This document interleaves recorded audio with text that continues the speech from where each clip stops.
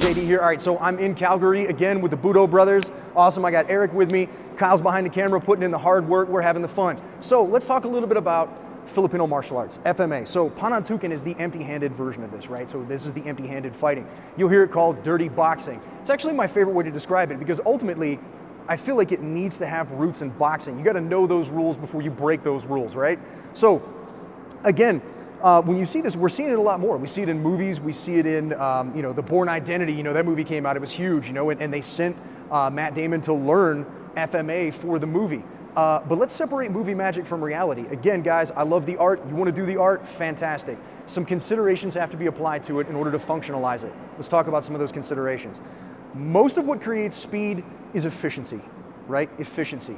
A lot of you guys are muscularly fast out there. You can make things work, but we're talking about repeatability, okay? So let's take this from just an orthodox boxing stance, right? So there we go. So now, I'm in this orthodox boxing stance here. So I'm gonna open my hands up a little bit because it's Panantukan, so I can grab, I can touch, I can do things, right? So a standard drill you're gonna see in Filipino Kali is if he feeds the jab, I'm gonna pass to the outside, I'm gonna hit the arm, and I'm gonna trap. He feeds a right cross, same thing, pop, pop, pop. Maybe I catch here with an elbow. Same thing comes back to the left. So now we're just kind of doing this for hand speed. And we can move pretty fast, but I'm working from this known point of reference, right? And I don't think there's really anything wrong with this, even if Eric wants to turn it up a little bit, you know what I mean? Doesn't matter, right? It doesn't really matter. However, I know what's coming, right? So now let's look at it from a boxing perspective. Okay, so there are some problems with this.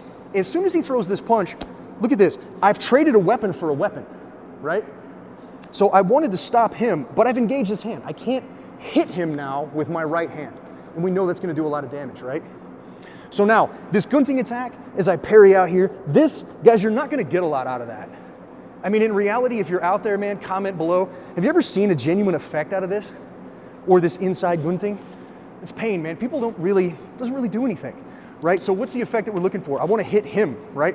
So instead of doing this, I can parry, but I need to be moving my head. Does that make sense? And then I can split the difference and punch down the middle. So obviously I'm not gonna hit my friend Eric, but as he comes in, boom. He wanted to jab me, he ate a jab for it. Again, right? I'm feeding an attack back at him.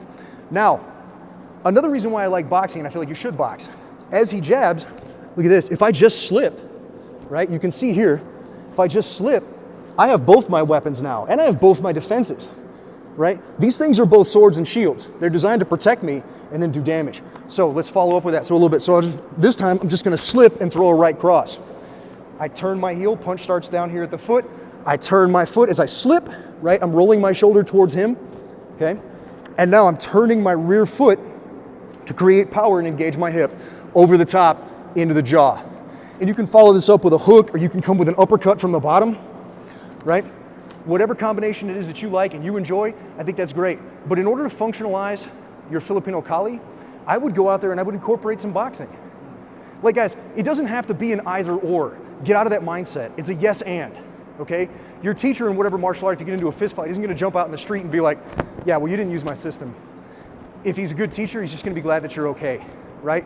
So functionalize your training, add in some boxing. So again, just to cover that, this is great, if you wanna come over the top and feed these Filipino Kali style strikes, elbows, right, over the top. It's all great, all great.